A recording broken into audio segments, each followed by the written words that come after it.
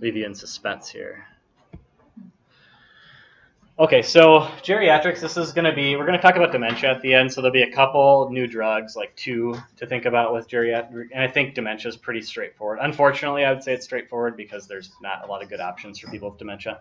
But we'll talk about geriatrics in general first, just to approach a geriatric patient. I've tried to incorporate geriatrics throughout the course because I think that's a lot of what people see, especially if you decide to go into general practice.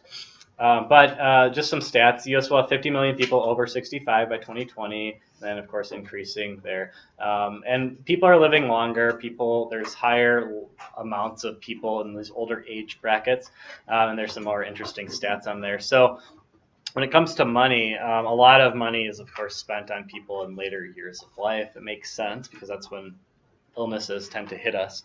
But you guys have probably heard that people spend most of their healthcare dollars in the last 6 months of life or something like that. So I'm just going to give that into context when we think about geriatric patients, making sure we're doing things appropriately and watching out for things like polypharmacy.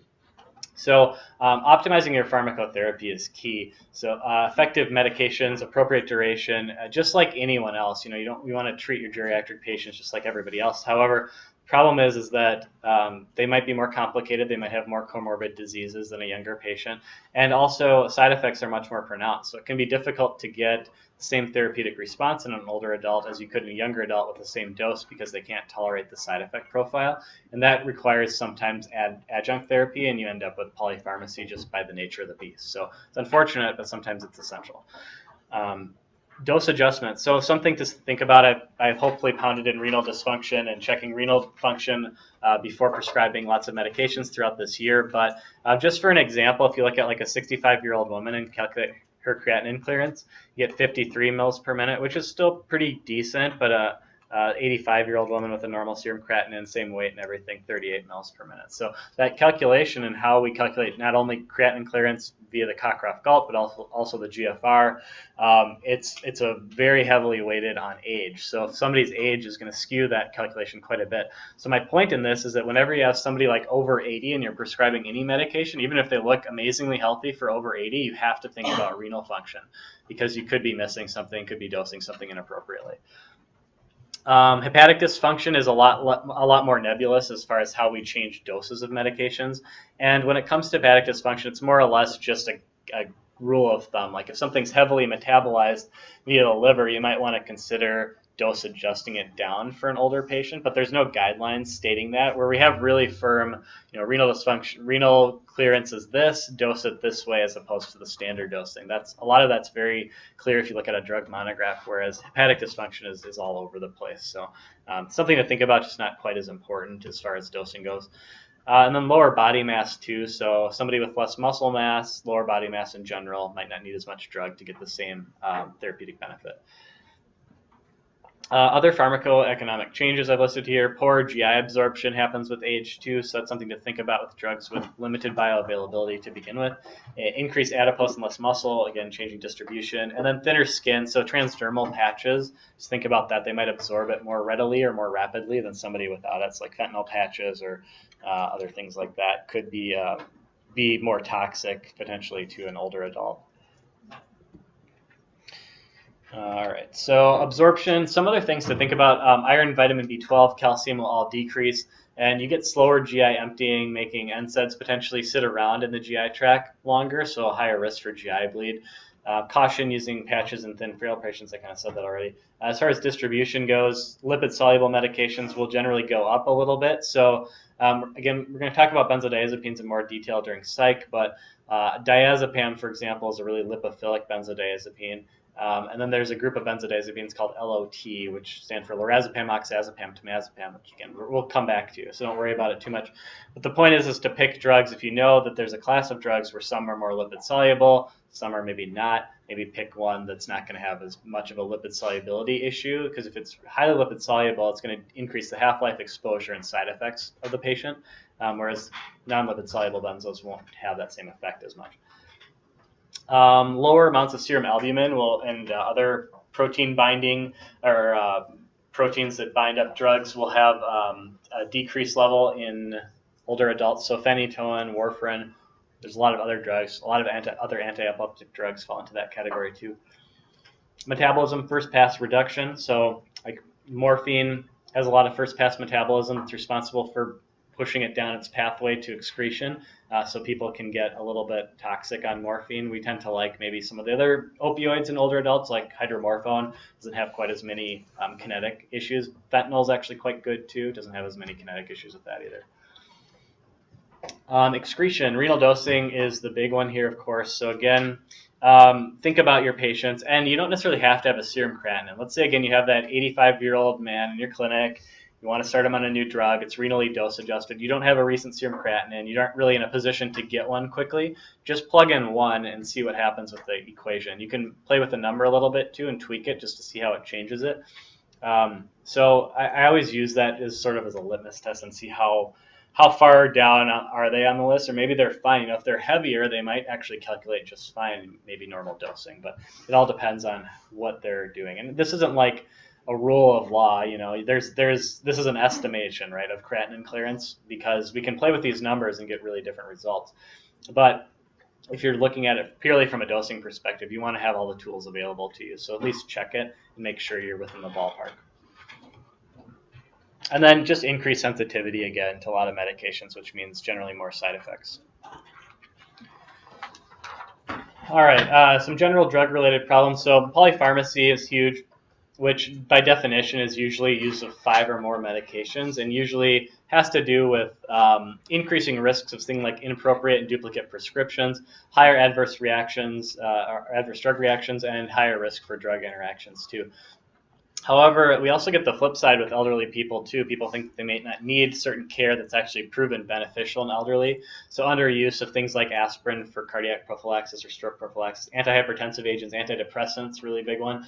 Thrombolytics, so people coming in with a stroke to the hospital. I've given TPA to people over 90 before. Don't think of age as really a qualifier with that. It's not a contraindication. There's some recommendations around age, but it's definitely not a contraindication. So just to think about treating the patient as you would, want to be treated, and what would want to treat your grandparents, to make sure that they're getting what they need to get, but also not more than that, just like you would anybody really. Okay. Just some interesting things about what impairs and improves some various aspects of an older person's life. So mental status. The big ones to think about with anything when you're screening like a patient who's elderly, if you're looking for delirium risk or anything like that, anticholinergics, benzodiazepines, and there's a couple other ones on here, but also opioids, not necessarily going to be mental status too much, but those are the 3 big classes that we always look for and say those are the huge red flags. So again, the anticholinergics and benzos are paramount when we're trying to figure out why somebody is maybe having certain side effects or more aggressive side effects than they should be, why they might be acting a little bit delirious in the hospital setting. Those are all things we want to try and cut down on. We'll talk about cholinesterase inhibitors here in a bit. Emotional state, there's a few drugs on here that aren't really all that relevant anymore, but some chemotherapy things that aren't matter. But I think antidepressants is a big one to think about, that older people tend to be maybe a little bit more prone to mild depression, even if they don't have really any history. So don't be afraid to prescribe a low dose of an SSRI, and we'll talk about serotonin drugs during the psych lecture, but I think they can be really helpful for people, especially just really start with a really low dose and see if that improves things at all. And then continence can be all over the place. We've talked about that quite a bit and what drugs might have more risk in that, and then we've talked a little bit about treating that too. So that's going to be individual specific. Our calcium, vitamin D, and bisphosphonate therapies can help a lot with bone and muscle integrity and helping with bone density from progressing worse, or at least keeping it somewhat stable. Glucocorticoids, long-term proton pump inhibitor use, phenytoin are all high-risk ones there. Balanced dizziness and falls, opioids, benzos, any sleep agents, sedatives, stuff like that. Antihypertensive drugs, if they're overdone, can cause that too. And really, this comes down to reducing polypharmacy. I see lots of elderly people on multiple agents for sleep, and maybe that's just them getting older and they can't tolerate, or they aren't taking things correctly. Who knows? But if you see an elderly patient with 3 or 4 sleep meds, that's a big red flag. Extrapyramidal symptoms, we'll talk about that more. We've talked about it a little bit with anti-nausea meds, but we'll talk about it a lot more with antipsychotics. So get back to that later. So why is this an issue? On average, people ages 65 to 69 take 14 prescriptions annually, and ages 80 to 89 take 18 prescriptions annually. So very huge numbers here. And it seems like a lot, but it's definitely, well, I guess I work at a big hospital that sees kind of complicated people, but it's not uncommon for me to see, 30 med lists, or 30 med, home list on somebody's chart. That's just kind of scary to think about. So really, when you're looking at all these medications, it's good to go through with a fine-tooth comb and just make sure everything looks good. And I'll put in a plug for pharmacy services. Depending on what clinic system you work with, we have most clinic systems, I think, have pretty good outpatient pharmacy services that'll go through these types of things with a patient. They'll go through their home list, make sure everything's indicated, dosed appropriately, that they're taking things that aren't duplicative. So there's lots of ways you can help. You don't have to do this all on your own, but just know what services you have available to you in your clinic. It's definitely something I'd recommend taking advantage of. Adverse drug events in geriatrics are due to something called potentially inappropriate medications, or PIMS, and contribute to hospitalization. So ADEs are reported in up to 35% of hospitalized patients, and up to 30% of hospital admissions are due to adverse drug events by themselves. So this is a huge area where people can make an impact by, or providers and pharmacists and whoever can make an impact by educating patients and making sure that polypharmacy is not a risk, doses are appropriate, etc. Okay, so have you guys talked about the Beers list at all? No. Have you heard of the Beers list? Anyone? No. Okay. So the Beers list is really, I don't know if I'd call it a gold standard, but it's the primary list or tool people talk about when they talk about a grouping of medications that are considered to have risks to geriatric patients. So when you hear somebody say, well, that's on the Beers list, should we be prescribing it to this older person? That's what they're referring to. This is a bunch of, I wouldn't necessarily call these guidelines too much. The Beers list is really just a list of criteria. It doesn't really give too many recommendations per se.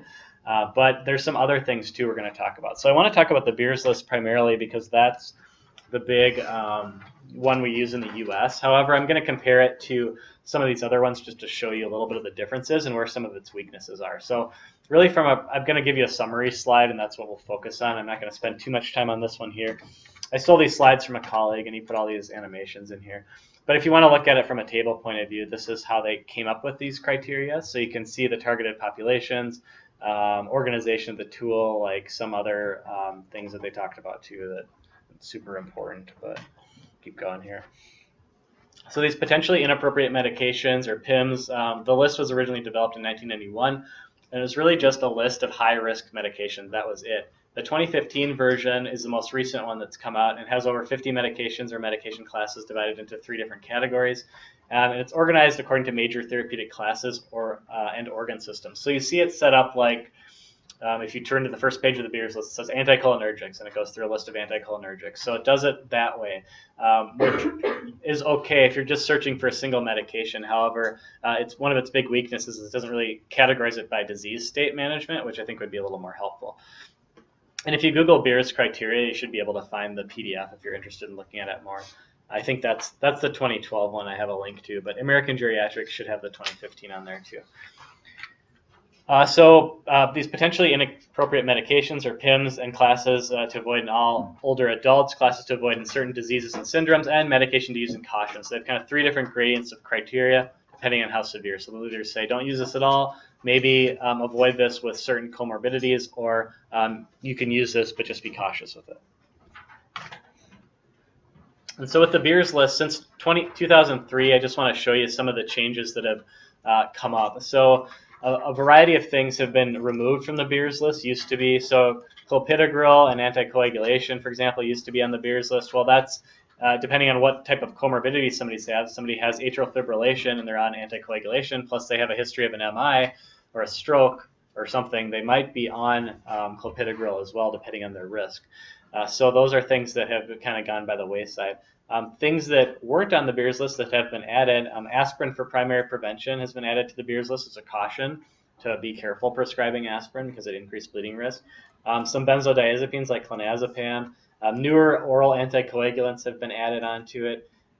Sleep medications, so like Ambien, those types of medications weren't on it originally, and as they've gotten more popular, they've been added. So not a huge deal here, but this does change subtly here and there as the guidelines improve. Opioids for a long time weren't on it at all, which is kind of silly. Thinking about opioids, you should have at least a precaution on them. So that's been added too. And so I'm not trying to push these stop-start criteria on you. This is a Beers List alternative that was developed in 2007. But I do want to show you how else we can approach geriatric medications and look at more of a criteria that might be a little bit more inclusive. So these criteria listed by physiologic system, and also the start-stop criteria, as you might guess, has things that you should be treating elderly patients with, as opposed to simply a list saying don't do these or use caution with these. It actually says this is a right treatment for this type of a patient. So it was a criteria developed in Ireland, so it's a little bit more international. But here's just some examples. So digoxin with impaired renal function at long-term use, long-term neuroleptics as sleep agents. So like antipsychotics, basically for sleep agents, proton pump inhibitors for PUD more than 8 weeks, NSAIDs with heart failure. These seem like some pretty basic stuff, but the Beers List doesn't address a lot of this. So it's some things that we've already talked about in this class, but just some interesting examples that the Beers List has some flaws. So when you're thinking about, well, I'm looking at this patient's medications, this guy's 85, he has a bunch of meds, some of them are on the Beers List. You really have to look at that with a critical eye and say, what exactly does that mean? Is it appropriate? Is it cautionary? Is this an absolute contraindication?